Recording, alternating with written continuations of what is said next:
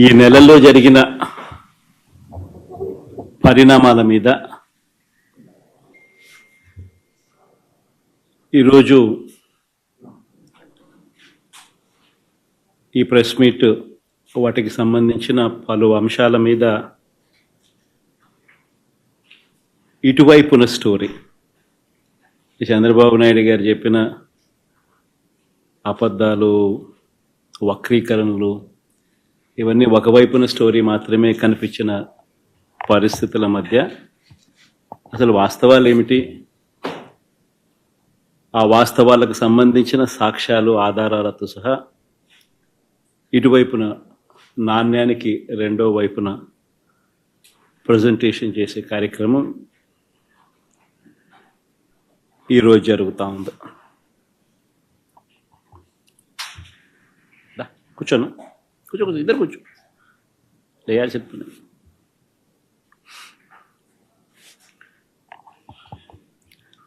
రాష్ట్రంలో దాదాపుగా 9 నెలలు కావస్తా ఉంది ప్రభుత్వం మారి, చంద్రబాబు నాయుడు గారి ప్రభుత్వం ఏర్పడి.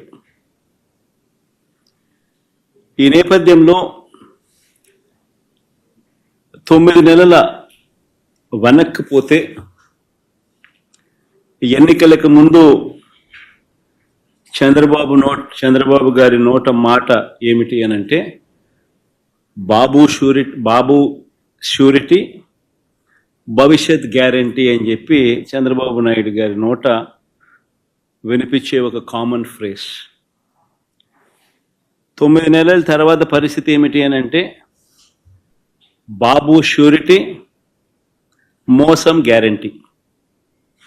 ఇది ఈ 9 నెలల కాలంలో ఇప్పుడు మనందరికీ కనిపిస్తా ఉన్న ఫ్రేజ్.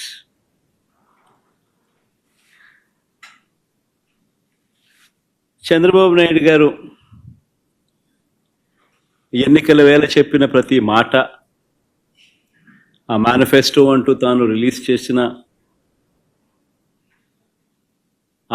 చేసిన మేనిఫెస్టోలో తాను చెప్పిన మాటలు, ఎన్నికల వేళ బటన్ నొక్కడం అయితే ఏముంది, అదేం పెద్ద పనా, ముసలావిడ కూడా బటన్ నొక్కుతుంది అన్నాడు అప్పట్లో. నా చంద్రాయుడు ముసలావిడ కూడా కుర్చీలాక్, ముసలావిడ కూడా బటన్ నొక్కుతుంది, అదేమన్నా బటన్ నొక్కడం గొప్ప సంగతి అని చెప్పి అన్న సందర్భాలు మనం చాలా చూసాం.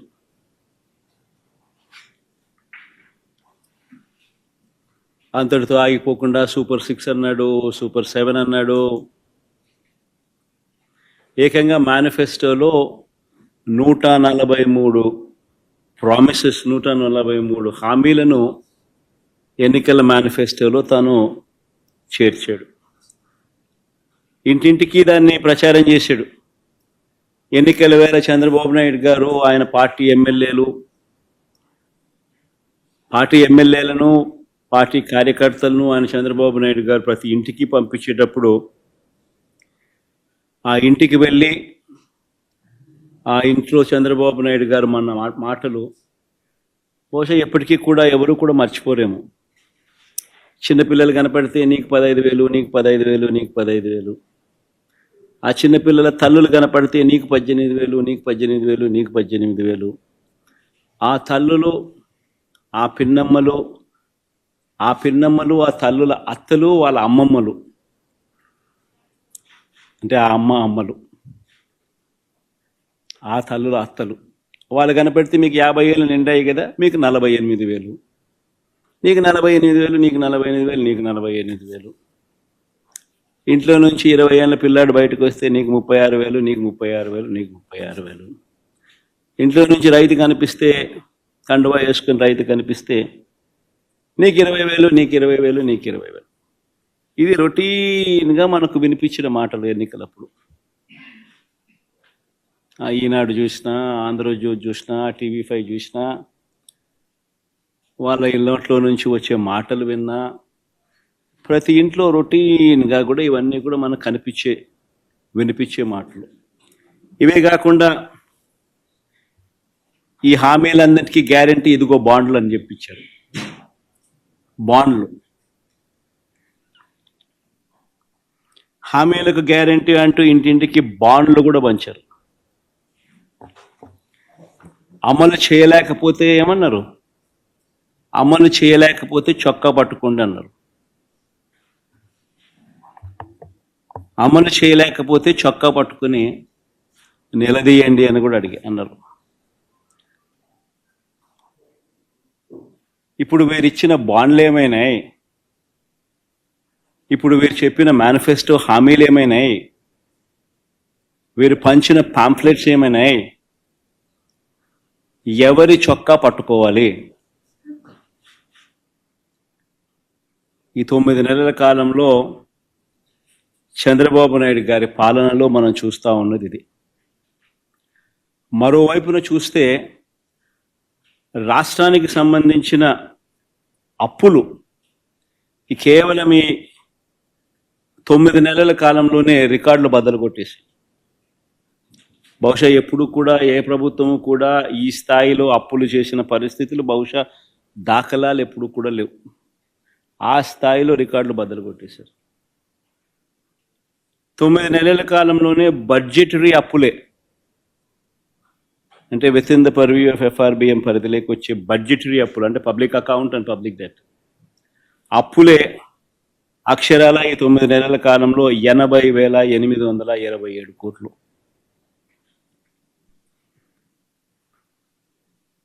ఇవి కాక ఈ 9 నెలల్లోనే అమరావతి పేరు చెప్పి ఇప్పటికే తెచ్చిన అప్పులు, తేబోతున్న అప్పులు, ఈ రెండు మరో 52,000 కోట్లు.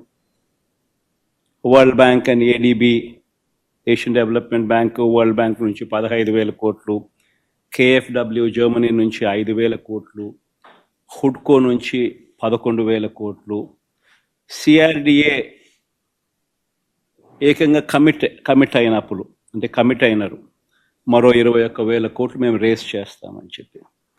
సో చేసిన అప్పులు, చేయబోతా ఉన్న అప్పులు, రాజధాని పేరు చెప్పి మరో 52,000 కోట్లు. ఇవి కాక మార్క్ఫెడ్, సివిల్ సప్లైస్ కార్పొరేషన్ల ద్వారా మరో 8,000 కోట్లు, APMDC ద్వారా తేబోతున్న అప్పులు మరో 5,000 కోట్లు. అన్ని కలిపితే ఏకంగా తీసుకొచ్చి నా అప్పులు, చేయబోతున్న అప్పులు ఏకంగా 1,45,000 కోట్ల పై మాటే. ఇది నిజంగా ఒక రికార్డు. ఇది ఇంకో రికార్డు. ఎవరు బద్దలు కొట్టలేనంత పెద్ద రికార్డు.